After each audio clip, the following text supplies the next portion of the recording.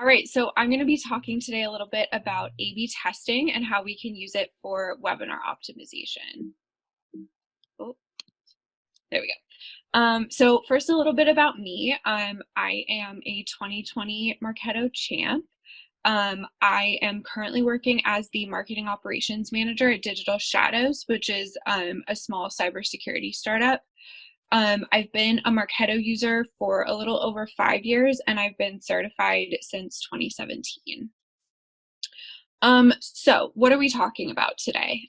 We all know that overnight we had to completely overhaul our marketing plans. We don't have any possibility of in-person events pretty much. And so for a lot of us, that meant exponentially ramping up our webinar plans. But at the same time, so are all of our competitors, and our audiences are being just bombarded by an overabundance of webinars, and the webinar fatigue is real. So we need to find a way to cut through that noise. So one solution I'm going to present to you, and obviously this won't be the only one, but we can use A/B testing to understand how to best market your webinars to your audience during this kind of weird, uncertain time. So what are we going to go through? First, we'll talk about how to run an A/B test in Marketo. Then we'll talk about different email tests we can run, different landing page and form tests we can run, and then A/B test best practices. So first of all, how do we run an A/B test? My favorite way to run an A/B test is just using the email program. It makes it super straightforward. So as you can see, when you create your email program here, I've kind of boxed it out in red. There's that Add A/B Test button. When you click that, it'll open a new window with a bunch of different customization options for your test. So you'll first choose your test type and define the parameters of that test. So your options are subject line, whole email, from address, or date and time. And then once you select that, you'll define, if you pick a subject line one, you'll define the 2 subject lines. If you pick whole emails, you'll define the 2 whole emails, etc. Then you'll define your sample size. And this is a really interesting feature within the A/B test function in Marketo. So this allows you to send just a small portion of your distribution list the test, and then everyone else gets the winner, so that if you're testing something maybe kind of risky or you're not sure about it, you don't blast your whole database with that test, and you can just send it to a really small portion. One thing to keep in mind with this, though, is that you want to make sure that you have a big enough distribution list for this in order to actually make any judgments about who was actually the winner, right? So let's say you want your email to only go to 100 people total. Well, that means only 5 people will get each test variance, right? If we're doing the 90-10. And can you really make an assumption off of what happens from 5 people? Probably not. So you want to keep that in mind as you're defining your sample size and how many receive the test, how many receive the winner. You don't have to do it that way either. You can just drag that purple bar all the way to the end and have 100% receive the test if you don't have a big enough sample size. So once you've defined all this, you'll move on to the winner criteria. And the options for the winner criteria are here in this screenshot. The thing to keep in mind with this is to make sure that your winner criteria matches the test that you're running, right? So if you're running a CTA button test, then you probably don't want your winner criteria to be opens, because people haven't even seen your CTA button at the time that they open, right? And then we also know that subject lines are more correlated to clicks and and whatnot. So definitely think critically about that and make sure that your winner criteria makes sense for the test that you're running. Then you'll want to decide if you want Marketo to automatically declare the winner or if you want to do it manually. So automatic just means that Marketo is going to send the rest of that 90% in that example we were talking about before, the winner email automatically. If it's manual, then you'll have to go in and say, this is who I think is the winner and who I want to be sent to everyone else. So lastly, once you've defined all of that, you'll decide on when your test is going to be sent and how long you'll run it for. So in this example, we're sending it yesterday at 10 a.m. and we're going to let it run for 2 full days. I think it's really important here to make sure that you're letting your test have enough time to run. If you only give it an hour, well, how often do people open your emails 6 hours after you send it, right? So you want to make sure that you've really given people plenty of time to interact with that email. So my rule of thumb is usually like 2 days-ish, but the longer the better. You know your audience. If like 98% of your audience usually opens the email within 24 hours and interacts with it within 24 hours, then go with that. But just make sure that you know you're leaving enough time for people to interact with it. So once you've defined all that, Marketo is going to give you this nice, simple summary of your A/B test and what exactly you're testing and what you'll be running. Look through this, make sure it's all correct. Once you're happy with it all, just click the close button, and Marketo is going to automatically apply all of these settings to your email program, and then you just have to approve that email program, and it'll send exactly as you've defined it here.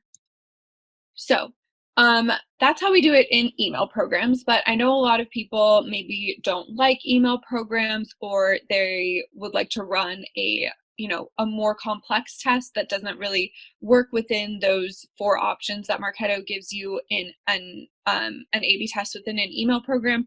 We can also use the random sample feature to send variations of your email to a random sample of your distribution list, right? So this screenshot here shows a flow step within a smart campaign, and this is saying that we're taking a random sample of 50% in this case, because that kind of number over there is a percentage. So we're taking 50% random sample of the distribution list that we've defined in our smart list, and we're adding it to a list called random sample 1. Then the default, so the rest of the other 50% random sample, are being added to a list called random sample 2. Now you have 2 totally random groupings of your distribution list into static lists, and you can use those static lists to then do sends and test things that way. So how do we run a landing page A/B test in Marketo? You'll create all the pages that you want to test, but before you approve them, you'll right-click one of them and you'll select Convert to Test Group. And then now that you've created your test group, you'll want to right-click on this group and say Edit Group Members, and add any other unapproved pages that you want to add to your test group. Once you're happy with all of the pages in your group, you'll approve them, and now whenever someone visits the test group landing page, they'll be randomly shown one of the pages within your test group. And you can edit the URL of this test group landing page same as you would a normal landing page. It's just test group actions instead of landing page actions. And then you can see the results when you click into your test group. So here, it's a pretty basic little diagram, but it shows you how many views, conversions, and the conversion percentage of your landing page. So as far as I know, you can't edit the columns in here. So if you want to use this to define your winner, you have to make sure that there's a form on your landing page, because it's really only testing conversions here, which is no problem for webinars, but just something to keep in mind if you'd like to do this in the future. So now that we know how to run an A/B test, let's talk through some of the tests we should be running in order to improve our webinar conversions.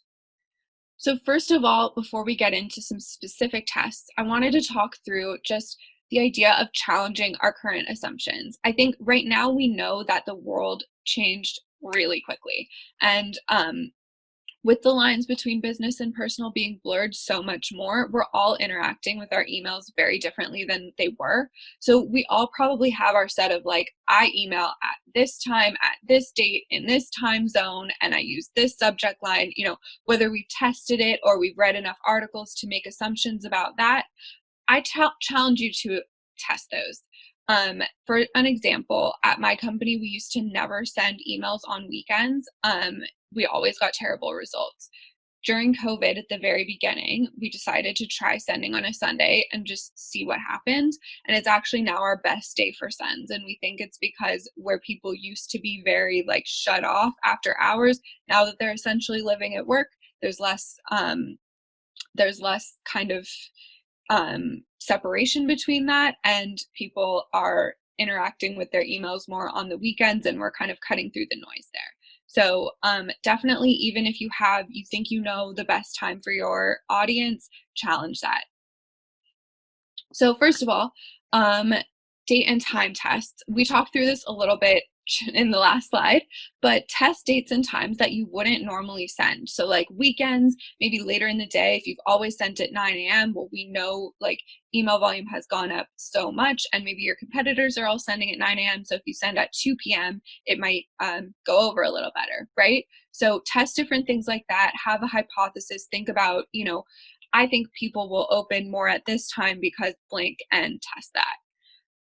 Then we can also use the random sample feature to test whether emailing it at a different cadence might help increase registration. So we can have one test group getting 2 invites per week, another getting 1, another getting 1 every other week. I think, we all know that everyone's ramping up emails, and so maybe your stuff is getting lost more than it used to. And so sending an invite twice a week might help resurface that. On the other side, maybe people are just so fed up with getting so many emails that might lead to more unsubscribes, right? But I think it's something worth testing because, again, everyone's totally changed how they're interacting with their emails.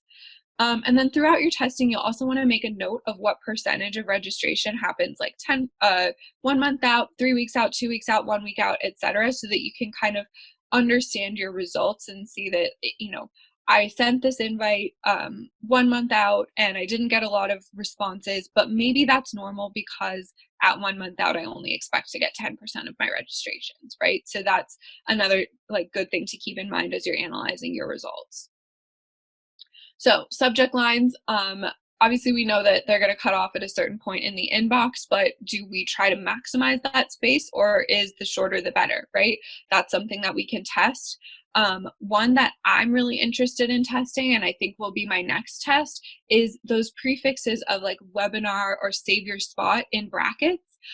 So I had this moment the other week where a company that I actually really like emailed me, and they had that webinar in brackets subject line, and my mind immediately went, oh god, not another one. But I think if they had just really compelling like information about the content that they were presenting in that webinar in the subject line, I would have been way more willing to open it, because I do have the time to go to webinars. I'm just kind of over going to so many of them, right?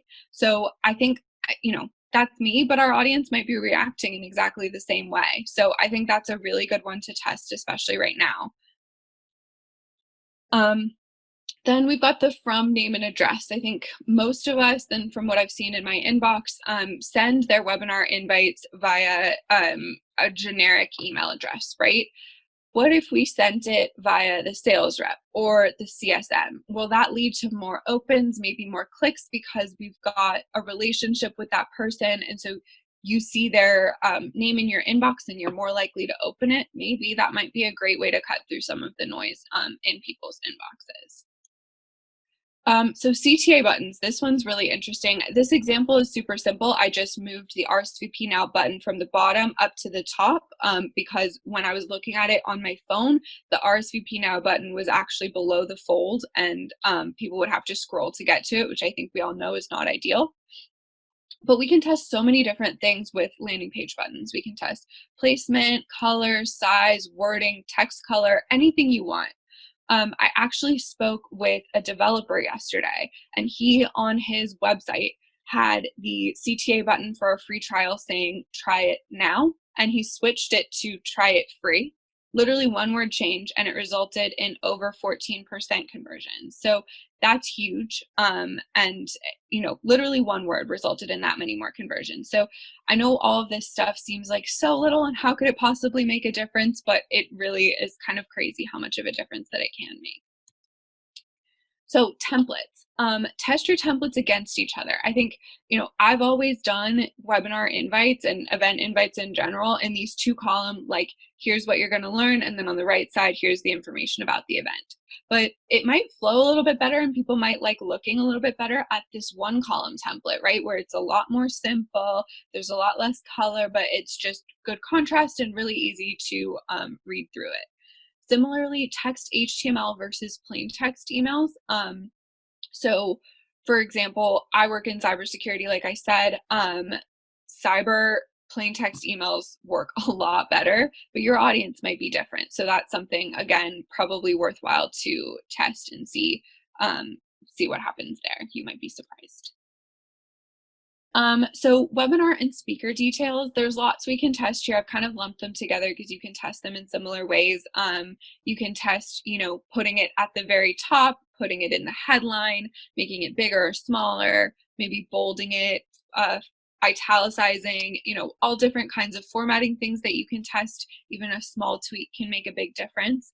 And then speaker details too. I think you can test putting a photo, you can test putting a bio, see if any of those things help, right? Does a bio help humanize the person, or do they seem intimidating, or maybe they seem too salesy once you actually write a bio up, right? So those are all things that can be worthwhile to test and really make a difference.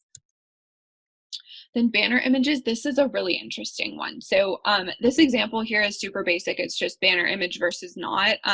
We've tested this. We don't really use banner images at my company here, but in terms of like other places at my last company, we tested dynamic banner images. So we marketed to, I want to say like 9 different industries, and we had a specific banner image to each industry that we used dynamic content to show. And that ended up actually being like hugely beneficial. So we would show like, for healthcare, a stethoscope on a keyboard; for financial, a stack of money with like zeros and ones behind it, right? All different things that just as soon as they open the email, they see something that's immediately relevant to them, can help them be more interested in reading down further. So that was something that really helped us when at my last company. You also want to make sure though that that makes sense with the content. Like if you're interviewing someone from healthcare and you put a financial services dynamic banner image, people are probably going to feel weird about that. So you'll want to make sure that it makes sense and your content's pretty generic. So styling choices for landing pages, I'm not going to go into too much detail here. You can basically do any of the style stuff that we talked about for emails in landing pages as well: testing buttons, templates, banner images, speaker details, headline, form placement, whatever you want. You can test them all on landing pages as well. I would say, I know I personally, and what I've seen in my testing as well, people tend to interact similarly with emails and landing pages, but not always exactly the same. So I think it's worthwhile to take the learnings that you've learned from emails and use those to maybe suggest tests that you might want to run on landing pages. But don't just assume that because this worked in email, it's also going to work exactly the same on a landing page. That's probably something that's also it's a good assumption, but an assumption that's worth testing to make sure you're right. So body copy. I know a lot of us use a bulleted list on our webinar landing pages saying like, in this webinar, you'll learn, and pulling out 3 or 4 little key learnings. And I think we all think this will probably help. This is another one that I'd like to test as well. And just understand, like, do the bulleted lists help? Should we put just one quick sentence of what this is about because people are just moving so fast they don't want to read all of this stuff? Should we put that bulleted list into a paragraph and really make it sound kind of fancy? I think this is another one that I'm really interested to test and see if these bulleted lists actually help. I think that's kind of an assumption I've always taken and not one that I've ever actually like tried to see if it works. Then forms. So I think we've all probably read enough research that it's coming out of our ears about how many fields on a form is optimal. But it's something worthwhile to test within our database, right? Because let's say we have email only, but that only gets us like 2% more conversions than a four field form. And with that 4 field form, we have so much more to work with for BDRs to follow up with, for us to understand who that person actually is. So maybe that 2% isn't worth it, and we want to just add those more fields in, right? So that's something that I think is worthwhile to test as well. And then specific questions on a form, like phone number. When I see phone number on a form, I'm immediately less likely to fill it out, or I'm going to give a fake phone number because I just don't want people to call me just because I read a white paper, right? So that's something that you can also throw a test on. Think about the questions that you ask people, and are they actually something that people will want to give? Maybe taking that one field off, that specific field, is going to make a really big difference for your form conversions. Then another one I tested early last year was Clearbit, or Zoom Info Form Complete is the same, where when you put in your email address, if the Clearbit or Zoom Info Form Complete don't have a match for that email address, it'll surface any of your required fields for the user to fill out later. And I've been seeing this a lot of places. I think we all kind of assume that, like, yeah, that's great because it's great for us on the ops side, but it actually really, really hurt our conversions when we tested them side by side. I think it's because it kind of breaks trust when people think it's going to be a one field form and then it ends up being 5, right? So that's something that's also really worthwhile to test if you have those tools. So testing, this one's interesting. So it's more about engagement during your webinar and less about actual conversions, but including like an ask the speakers field on your form, is this actually going to lead to more engagement during your webinar, right? So the ability to test this is going to depend on what your webinar provider writes back to you, right? Do you have like average time spent on a webinar? Does that pass back to Marketo so that we can correlate it with the people who have answered that question, etc.? That's something that's important to understand before you run this test. But I think it would be really interesting to see, like, if people ask questions, do they then stay longer on the webinar? And if they have this option to ask questions, even if they don't, ask one, does that help, right? Because they're thinking, wow, people are really interested in what's going to be valuable to me, so this is probably going to be a great webinar, versus maybe your question gets answered in the first 2 minutes of the webinar and they just dropped because that was all they were interested in. So that could be a really interesting one to test and to see if it actually helps. So best practices. This was just a list of like a few things that I thought of, things I've done in the past, things that I've recently talked to people about that they're doing, and things that I'm really looking to do. It's not an exhaustive list. You can test just about anything. So really use your creativity. Think about, like, when you look at webinar programs or any program and you see like, I wonder why we do it like that. Now's your time to test it out. Think, if you have an idea for how to do it better, try it. But along those lines, make sure you have a goal and a hypothesis and know what you're testing with each test, right? So don't just leave this meeting and go, hey, that girl at the Houston user group said we should test the color of our CTA buttons, so I'm going to do that. You want to really make sure that you think there's a reason for that, right? Have a hypothesis. I think that changing the color of my CTA buttons is going to be better for contrast and it's going to help people convert more, right? Understand what you're testing. Then you want to make sure you're using a statistically significant sample size. So from my perspective, we're not trying to get scientific research published, right? And we're not always going to have enough people in our database or marketable people to have a truly statistically significant sample size, meaning that if you were to run the test again, you'd get the same results because you've run it on a big enough sample. But I think my point with this is understand how many people you're sending this test to compared to the rest of your database. Do you think that you can pull findings from these people and that they are representative enough of your whole database that you can actually take learnings from this, right? So like we talked about in the beginning, if you're sending each test to 5 people and that's it, probably not great. But if you're sending your test to maybe like 10,000 people, that's a lot better, right? So just keep that in mind as you're testing.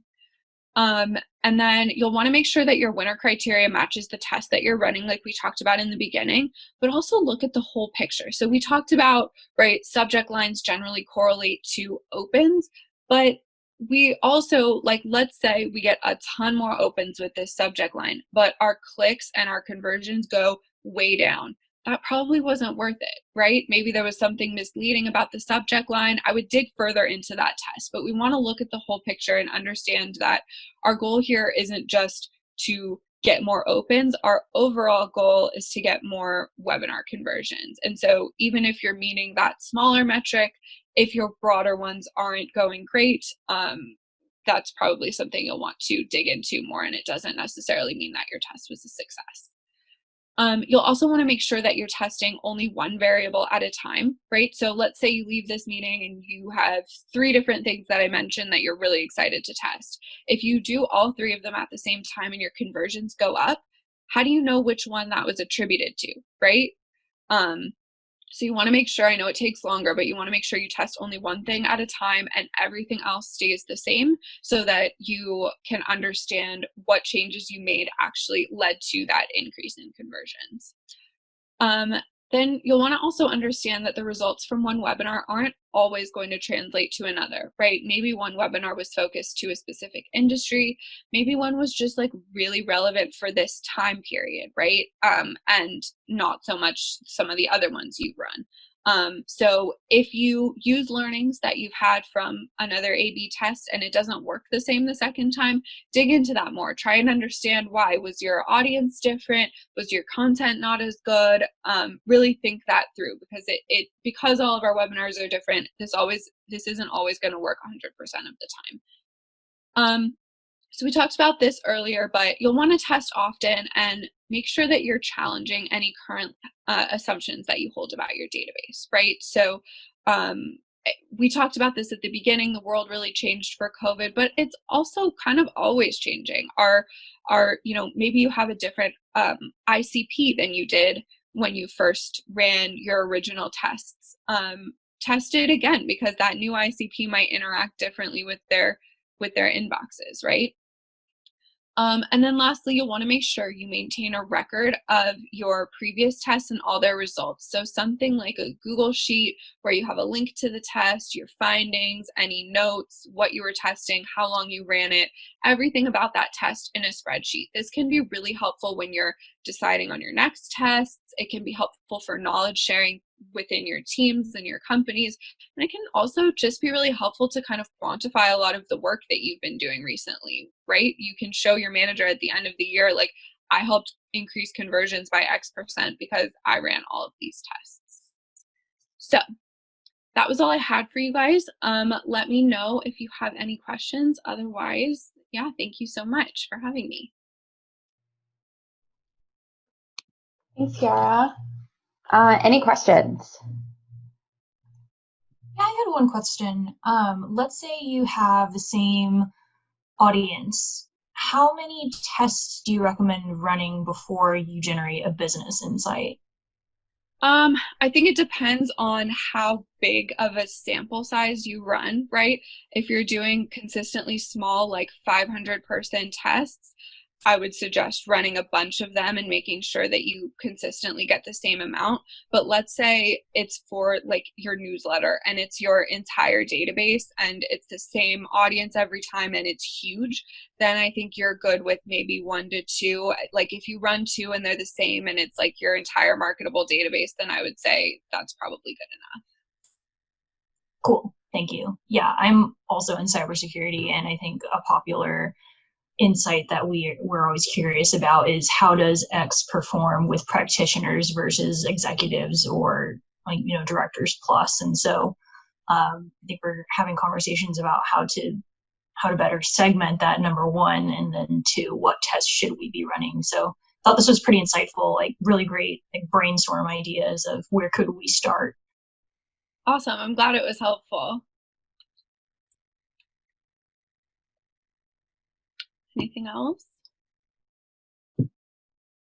How do you maintain records of successful tests? Do you use like a wiki or some platform? I just use a Google Sheet. It's pretty simple. It's like, here's what I wanted to test. Here's a link to my test. Here's my findings. Here's any notes, success criteria, date, all of that. Just kind of the basics. I'm sure you could do it in a more organized way, but we're small and scrappy. We don't have any sort of cool tech for that.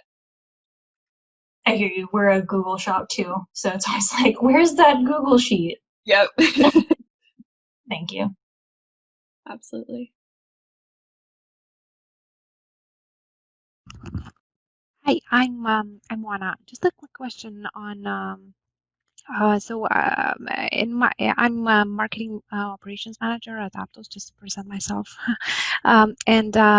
in our instance, we are a bit like more decentralized. And I thank you for the presentation. It was a great presentation. And when kind of introducing this concept, we don't do as much A/B testing, but I wanted the team to know about the like the functionality, you know.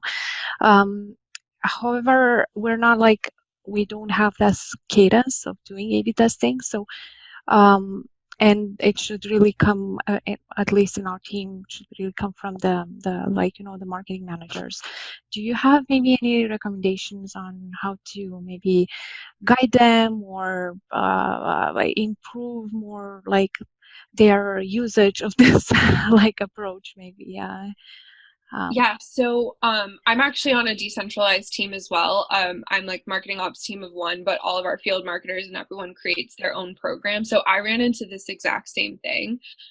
My first step was just kind of auditing a bunch of their programs and looking at like, all right, I think we should test, like, I didn't tell them I was doing it, but I just looked through things that they had run and kind of thought to myself, okay, these are things that I would like to test, and then brought them a list of it. Because I think a lot of times field marketers and everyone who's creating their programs are just going so fast that they don't have time to think about it. Whereas if you can present to them, I think that this is going to help because of this, and then also saying, and I'm willing to take on the burden of doing this A/B test if you want my help. That was what really helped us to get A/B testing, you know, on the roadmap for the field marketers, and then just also getting executive buy-in. But I think the important thing as marketing ops is to make sure that you have a plan for it, because I think if you just say like, hey, we can A/B test, people are like, yeah, okay, cool, one day we'll get around to it. But if you say, I think we can increase conversions by doing X, Y, and Z, that's a lot easier sell to the team. Yeah, I think that's a great suggestion. Yeah, thank you. Absolutely.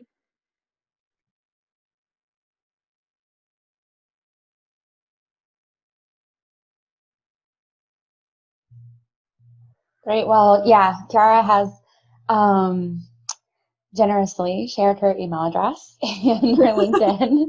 So if you do have any questions or want to brainstorm any tests or anything, I'm sure she'd be happy to help. All right. Thanks so much for joining, guys. Thank you. Bye, guys. Thank you.